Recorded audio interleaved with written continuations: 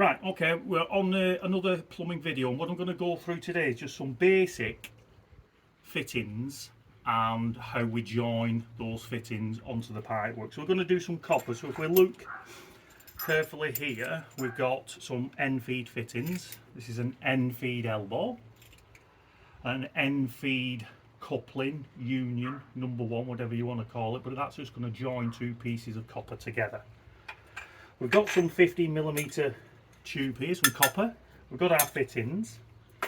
Now, before we actually join it together, what we're going to have to do is going to get some of this. So we're going to get some wire wool, and we're going to get a piece of tube, and we're going to clean the end of the tube so it looks like that. And I'm going to clean the other end of the tube. Same again. Give it a right good going over, and we've got it nice and polished like that. Now, we're not finished yet, so what we're going to do, we're going to get one of these end feed fittings, and you can see inside, if you just come in closely with the camera, you can see inside it looks quite shiny to start with, but we're going to change that. And what we're going to do, we're going to get a little bit of the wire wool. I'm going to get the wire wool inside of the fitting. I'm going to press down with my finger on top of the wire wool and spin the fitting round in my other hand. And what we've done now is change it, we've just sort of smoothed it off. That's the side I've cleaned with wire wool. I'm going to spin it round, you can see there's a difference. So I'll go in again on this side. I'm going to clean that one. And so I don't get mixed up, I'm going to stand that one there, and I'm going to move these other fittings out of the way, these end feed fittings. Get rid of those. I have got another couple of fittings here which we will go through later. This one's a speed fitting, and this one's a compression fitting. We'll go through those again later, but let's focus on the soldering and the end feed fitting. So I've cleaned the pipe up now. I can't just put it together, I need to use these things. So this is flux, this is a power flux, and this is like a Laco flux. Both do the same thing. All they're doing, when the solder runs, it keeps it clean, so the solder's got somewhere to run, and when it sets, it's nice and clean so you don't get any leaks. That's basically all we're doing. So I'm going to take the top off. What I'm going to do, I'm going to get a bit of my solder, lead-free solder, so it's green, it's on a green spool. If it's blue, that's got lead inside the solder. We're not using that on any wholesome water that can be used for drinking. So it's always lead-free. Do not use the blue. So a bit of flux on, and we're going to put it inside the fitting. Like that. Put it onto my tube. Okay, so we're ready now for soldering. So I'm going to keep that there, the flux. I've got little wedges there so I can put that on there. Get rid of these, we don't need those at the minute. Now, I've got my blowtorch here. So we've got blue bottle, which is propane. You might have a yellow one, which is matte gas. But this one's propane. If I click the button now, nothing's happening. Can't do anything. So I've got to turn it on here. And you'll hear a hiss. And then we click it. And it's on now. And then I can lock it with that button there. So let's go through that again so we just know. Can't do anything. Turn it on at the valve.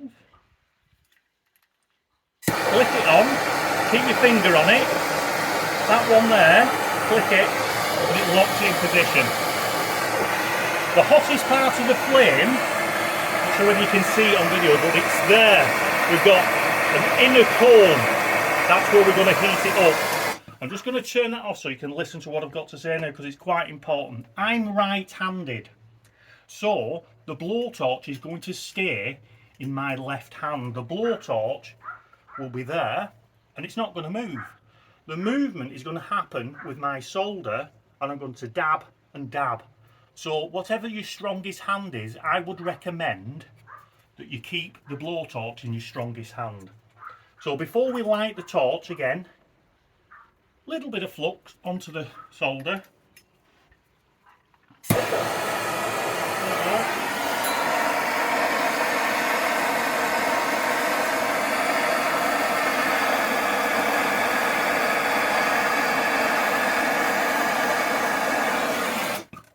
and that's it. You don't have to be going all the way around. It's just a loading point. So you put it there and put it there. These fittings are called end feed fittings. They're end feed fittings because you're feeding the solder in at the end of the fitting. There are other fittings available that already have the solder inside. They're often referred to as a Yorkshire fitting. They're actually, the proper name is an integral solder ring fitting.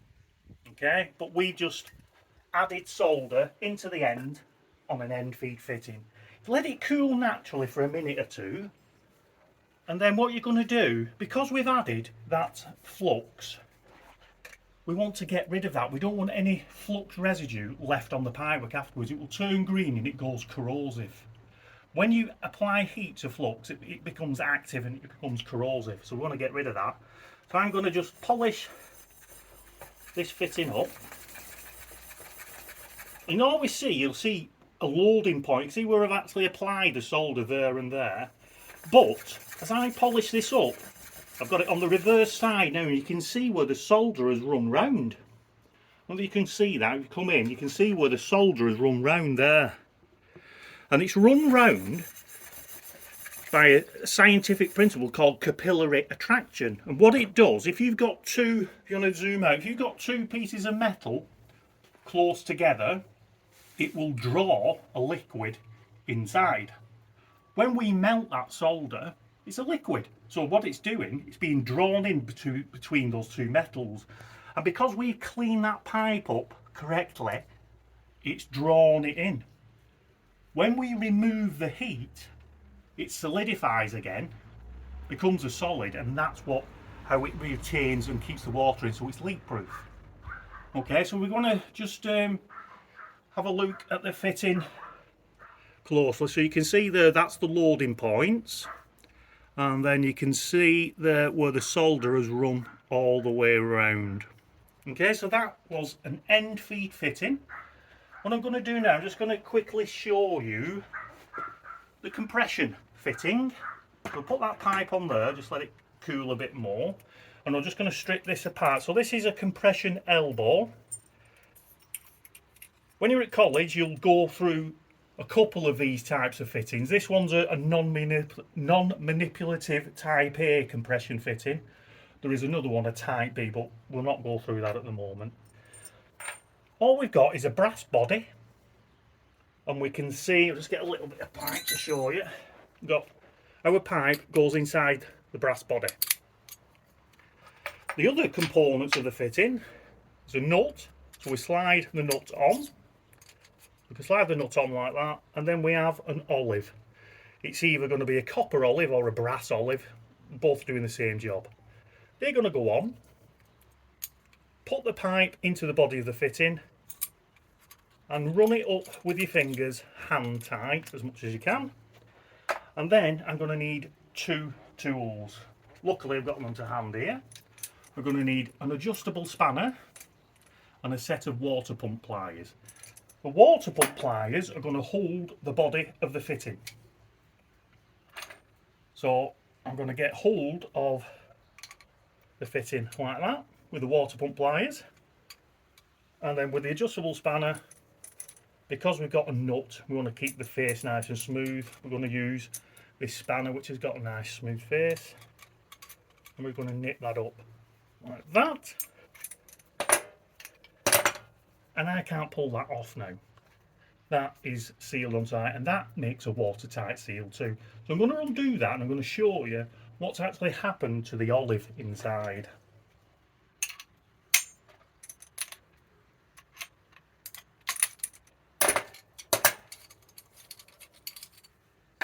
So remember what this fitting was called? It was called a compression fitting.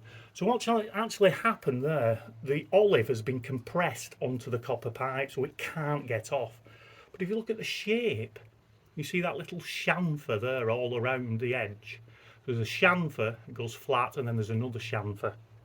That chamfer meets this face in here. So when it goes in, that's what makes it watertight, and it's compressing it on to the pipe, and it pulls it into the fitting. So that's a compression fitting. We've looked at an end feed fitting, and to conclude this little video, I'm just going to show you this one, which are quite popular, plastic speed fitting, and inside you've got a black O-ring which makes it watertight, but these work with it what's called a grab ring. So when you put the pipe in to the fitting, push it down to hear a click, and always pull it. So that's what engages the grab ring inside. Good thing about these though, you can remove them quickly. So I put that on really quickly. Get hold of it now, and see that, push it, pull it off, and you can see that moves. Do it again, push it on, pull it, it's locked on, and it pops off. Okay, so we've had a look at 3 fittings there. We're coming to the end of this video. So we looked at an end feed fitting. What we had to do, we had to clean both ends of the pipe, clean the inside of the fitting, added flux to the inside of the fitting, soldered it with our blowtorch and our lead-free solder. We looked at the compression fitting, didn't have to do anything, just took it apart, put the nut on, put the olive on, place them inside the body of the fitting, tighten them up, with the water pump pliers holding onto the body of the fitting and the adjustable spanner tightening. The speed fit one, push it and pull just to make sure it's fully engaged. Right, thanks very much for watching. I'll see you next time.